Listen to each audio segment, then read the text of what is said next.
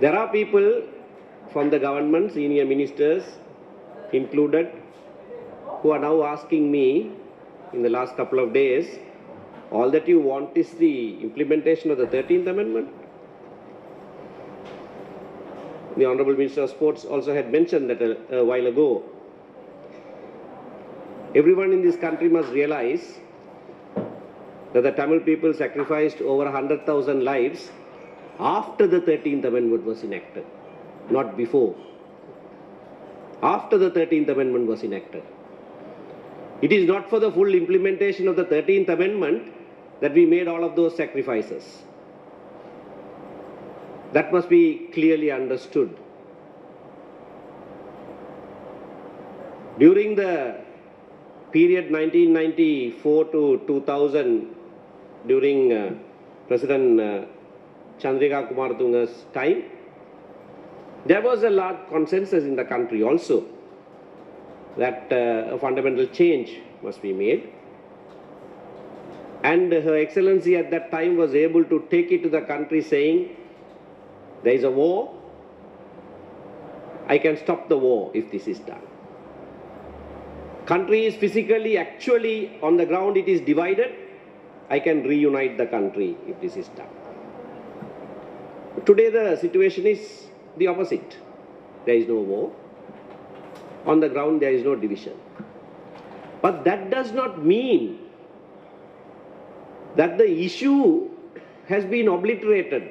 That does not mean that the issue has suddenly vanished. As we have said many times, the LTTE was not the problem. The LTTE was a manifestation of a problem. It must be understood that removing the LTTE from the scene does not deal with the problem. It only dealt with one manifestation of the problem. And unless the leaders of this country advise the people and lead the people into knowing that truth, without saying terrorism was the only issue and we have now vanquished it, there is no problem now. That would be wrong. I am not saying this in any threatening way. I am only stating the reality. We are willing to be very reasonable. Any member here who has participated in the deliberations of the steering committee would appreciate that, or in the subcommittees. We are even willing to make compromises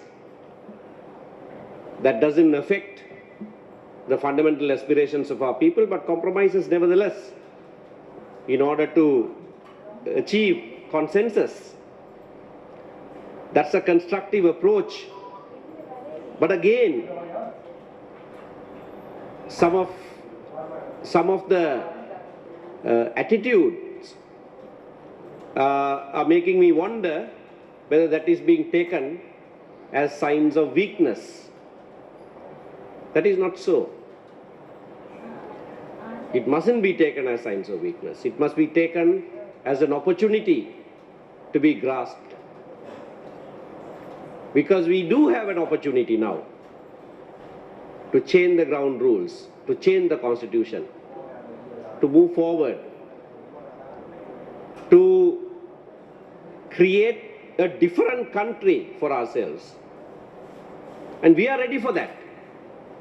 And it would be a pity if the majority community in this country is not ready to take that hand from us now. If it is interpreted, if our extended hand is interpreted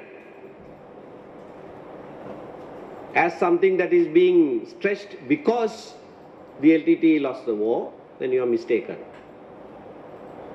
Even right through that period, the Tamil people were willing to extend that hand.